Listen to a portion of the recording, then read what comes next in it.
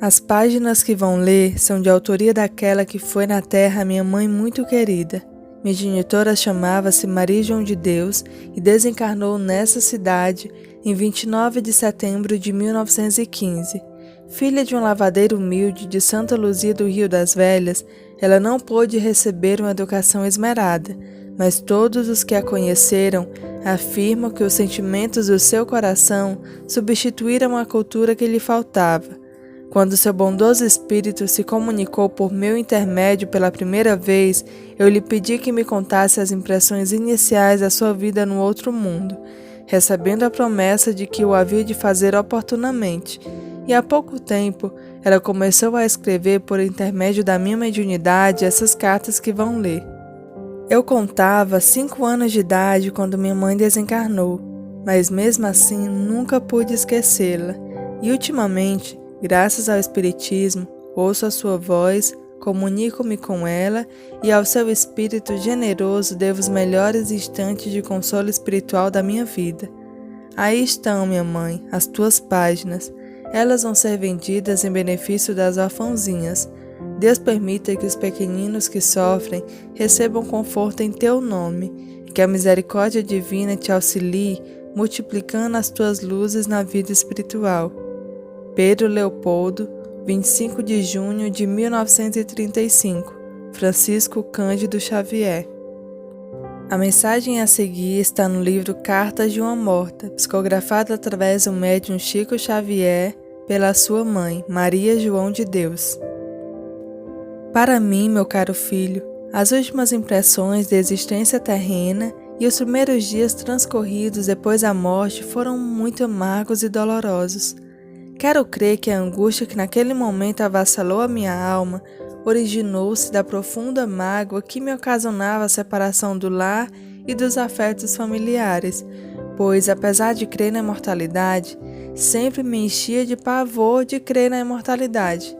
Sempre enchia-me de pavor os aparatos da morte, e dentro do catolicismo que eu professava fervorosamente, atemorizava-me a perspectiva de uma eterna ausência.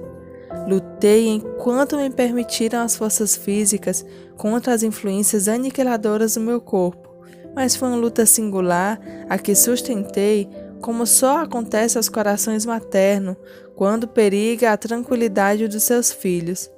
Unicamente esse amor obrigava-me ao apego à vida, porque os sofrimentos que já havia experimentado desprendiam-me de todo o prazer que ainda pudesse me advir das coisas terrestres. Combati com tenacidade a moléstia que enfraquecia o meu organismo, porém chegou o dia que assinalava o término das minhas possibilidades de resistência. As derradeiras horas me foram de excruciante martírio, e depois de uma jornada repleta de dores violentas, veio a noite interminável da agonia.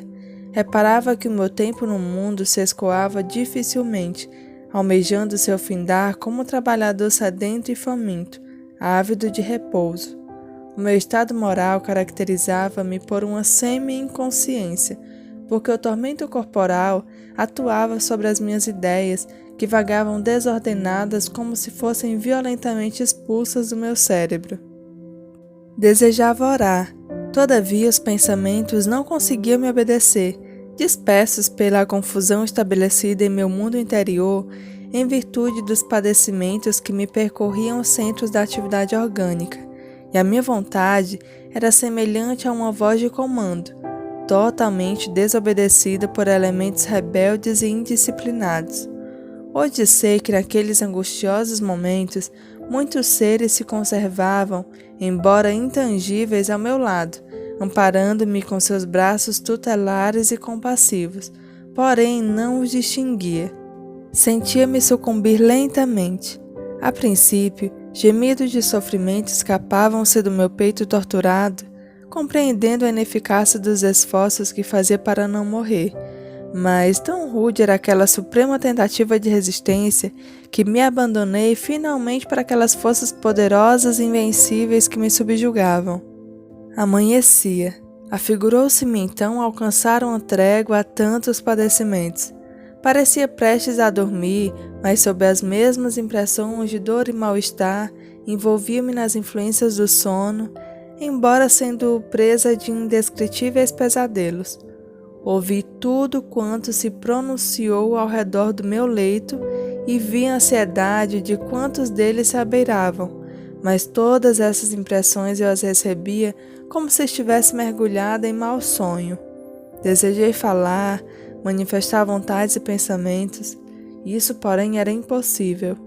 Contemplei pesarosa a imagem do crucificado que me puseram nas mãos enlanguecidas e quis sinceramente pensar nele, orar com unção, segundo os meus hábitos. Todavia, reconhecendo-me cheio de vida, não obstante as dores, pairavam os meus sentidos como numa esquisita atmosfera de sonho.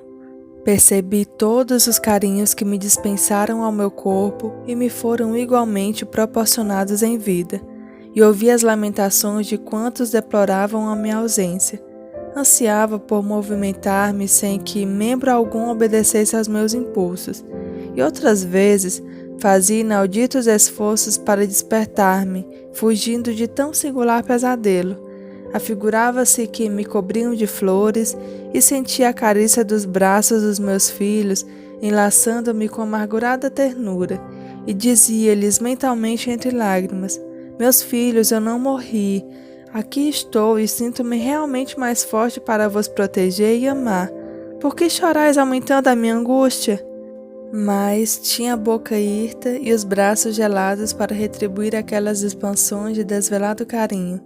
Apenas possuía a sensação de lágrimas ardentes que me rolavam sobre as faces descoloridas como a estátua viva da amargura e do silêncio.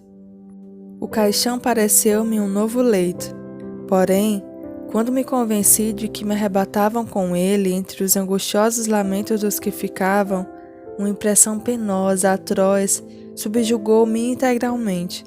Achei então, sob indefinível sentimento de medo que me aniquilou a totalidade das fibras emotivas, um choque de dor brusca dominou minha alma e eu perdi a consciência de mim mesma.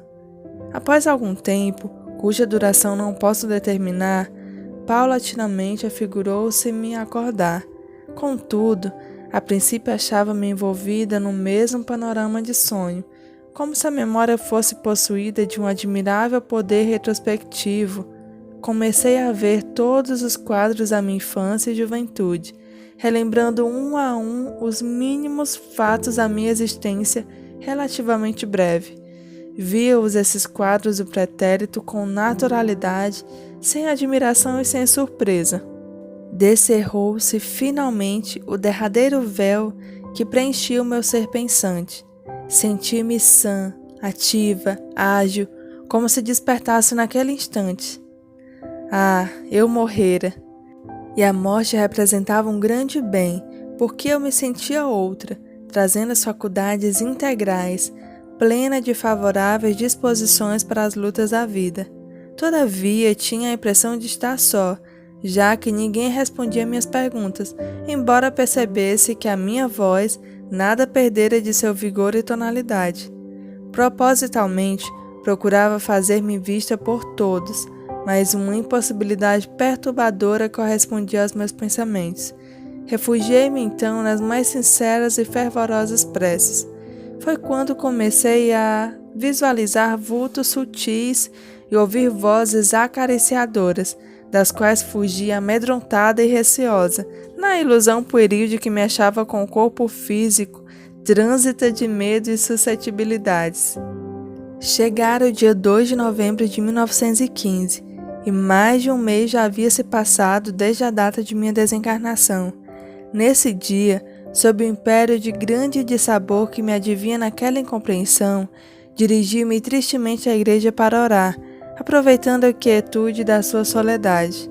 Lá penetrando, porém, compreendi que não me achava só, pois percebia outras almas, talvez padecendo a mesma dor que eu experimentava. Conservavam-se estáticas aos pés dos altares, onde foram buscar um pouco de consolo e esclarecimento.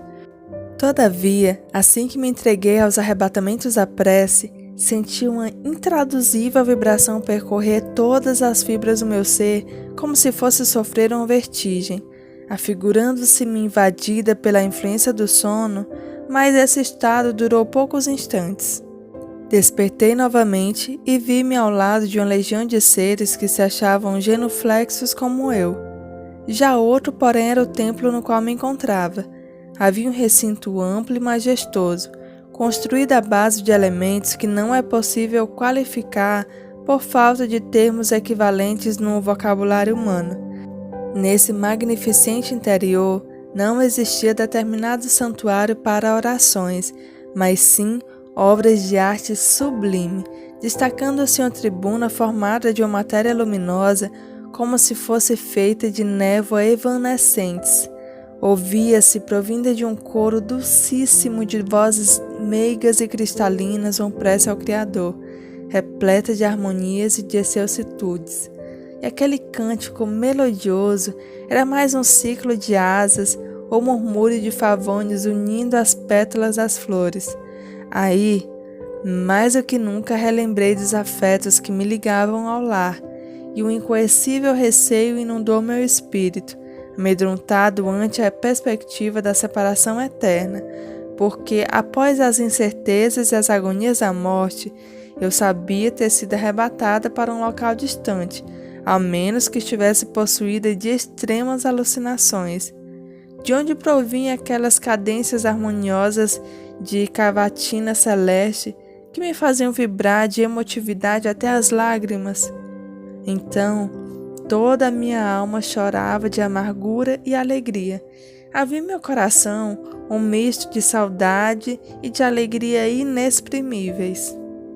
Foi quando se desenhou na tribuna de neve translúcida, majestosa figura de um parlamentário, parecendo-me que ali se materializara, por um processo misterioso e em forma humana, o anjo celeste no qual se destacavam todas as perfeições. Irradiava do seu olhar benigno e fulgurante de uma onda de indescritível ternura, que transbordava na sua voz saturada de suavidade e doçura. E ele começou: Irmãos, a nossa prece, o hino dos nossos corações, mistura-se a todas as harmonias do infinito, elevando-se para Deus numa corrente de melodia e de aroma.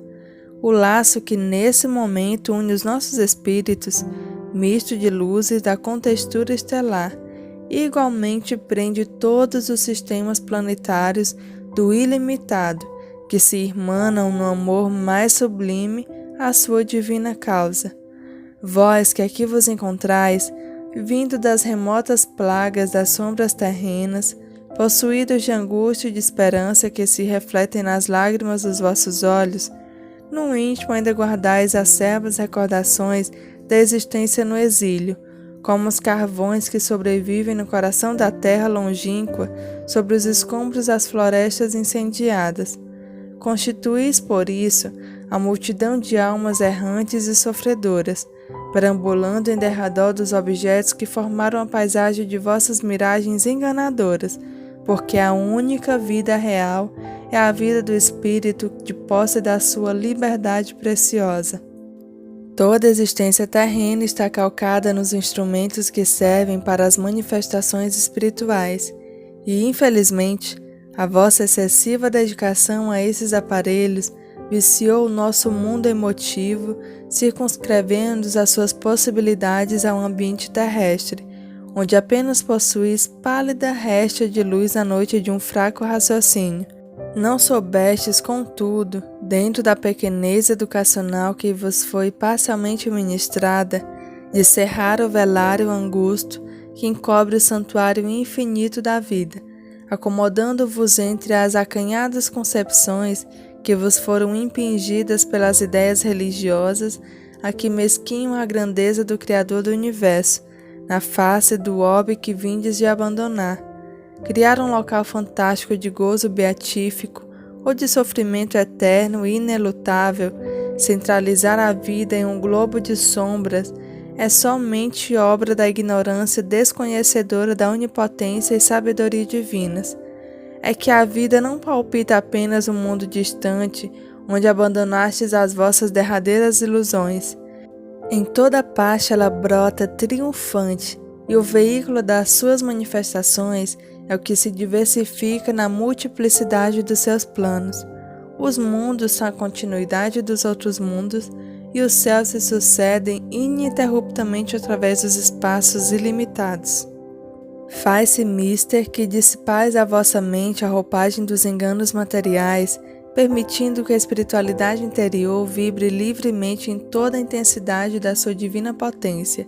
Tendes o intelecto atulhado de lembranças nocivas, as quais precisais alijar para o reencontro da felicidade. Não vos demoreis em fazê-lo. O corpo de vossas impressões persiste desastrosamente, impelindo-vos a vertiginosas quedas sobre os pântanos de onde regressastes, repletos de saudade e de amargurada tristeza. Considerai o verdadeiro panorama da vida universal. Sistema de mundos venturosos enche o universo de harmonias excelsas. Entre as distâncias infindas do éter, descobrem-se terras de encantamentos e divinas grandezas. Sobre as vossas cabeças elevem-se os cânticos às vias lácteas siderais, e sobre os vossos pés ouvem-se os hinos dos sóis resplandecentes. Ponderai sobre essa imensidade sem princípio e sem fim, e reconhecei que o espaço é a pátria comum de todas as almas. Terminadas as lutas majestosas que os seres levam a efeito de seu aprimoramento anímico, aqui se reúnem para a elaboração de novos projetos grandiosos e novos surtos de perfeição e de progresso.